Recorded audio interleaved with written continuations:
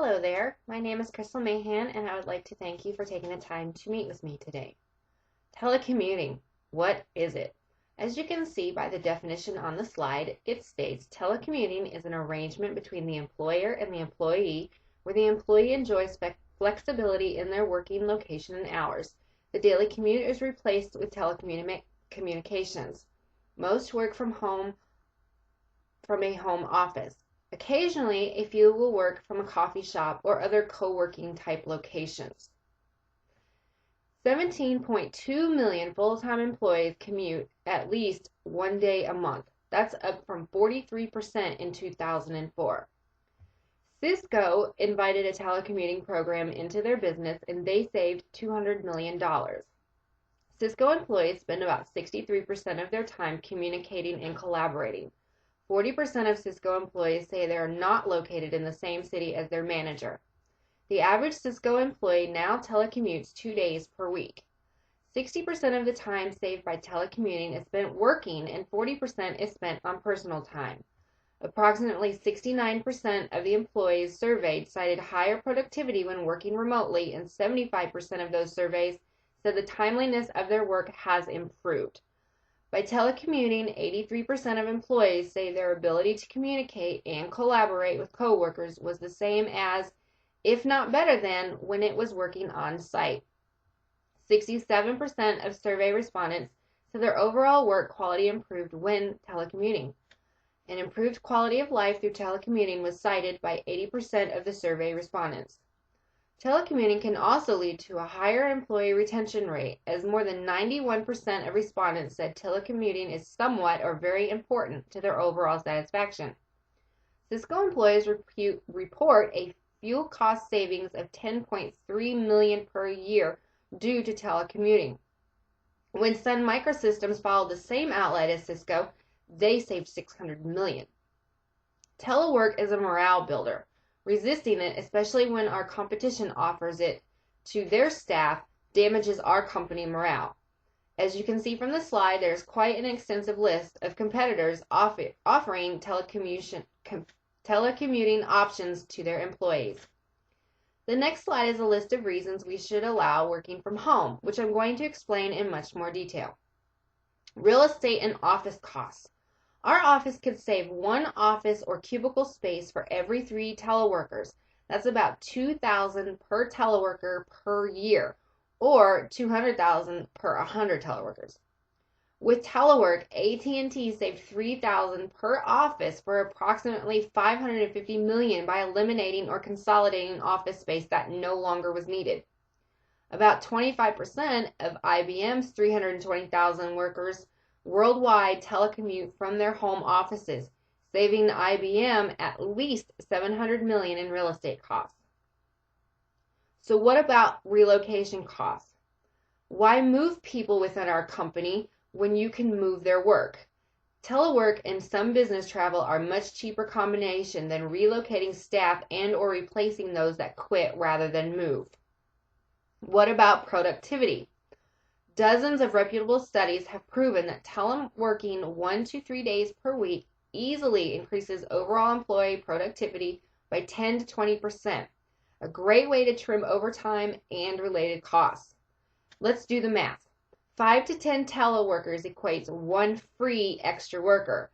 This demolishes the myth that teleworkers would goof off because they are out of sight. American Express telecommuters handled 26% more calls and produced 43% more business than their office-based counterparts. Compaq Computer Corporation documented productivity increase ranged from 15 to 45%. Then there's the stress and work-life balance. Work and home life confliction is the top of the job dissatisfier list. With teleworks, fewer interruptions and improved productivity help employees catch up on their work and reduce their stress, burnout risk, going to work costs, and commuting time. Remember that the total yearly commute of average workers equates to 6 to 8 full work weeks. Then there's the issue of absenteeism and emergency preparedness. Employees miss 10 days a year on average due to illness, child care problems, elder care issues, being home for tradespeople, etc. This and the cost of wages for replacement workers cuts into our payroll costs. No one expects an employee to work when too ill, but teleworkers can often perform at least some of their normal work. Studies show that telework cuts absenteeism by 20%. Telework also mitigates absenteeism and business disruptions during situations such as strikes, floods, epidemics, bad weather, and other emergencies. As you saw from the list of competition on the slide that allows telecommuting, our employees have the option of working elsewhere, which makes for a higher turnover for us if we do not allow our riders this option. To review, telecommuters have less missed days of work and higher morale. When the employee feels trusted, they will be much more productive. Telecommuters make better use of their time. Studies are proving this. Drive time for them would now equal work time for us. I have been a journalist within your company for 5 years. My work has been published in your publication as well as others. Telecommuting helped me to become successful, which in turn made your company more successful. Imagine what it would be like if you allowed more riders to work from home. Therefore, I propose a trial period for other riders within our company. Since winter is our slow period with lots of weather delays, this would be a perfect opportunity to implement a telecommuting schedule. Workers would be available through fax, email, phone, cell phone, webinars, IM, and Skype. We could use any of these methods as a process for checking in through the day. At the end of the workday, the employee could send you a detailed activity list so you can see what has been accomplished. Another option would be to use PC Anywhere to monitor all computer activity.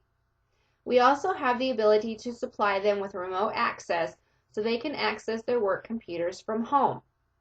For the trial period, we should pick 1 to 3 employees, all from different parts of town and internal departments.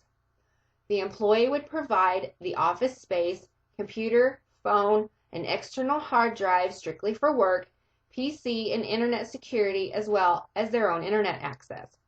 Our office would then supply any software programs that would be needed to match their PC at work with their PC at home. I believe that during the 3-month trial period, having 1 to 3 people work from home at least 2 days a week would save the company time, resources, supplies, and payroll dollars. The dollar amount would equal $5,000 a month to start. Are there any questions? If something should come up while you are trying to decide, feel free to contact me via email, cmahan@selfemployedwriter.com. You can also call my office extension 555, and you're free to call my cell phone at 555-1234. I would like to thank you for your time and attention regarding the situation. I look forward to speaking with you more when you have reached your decision.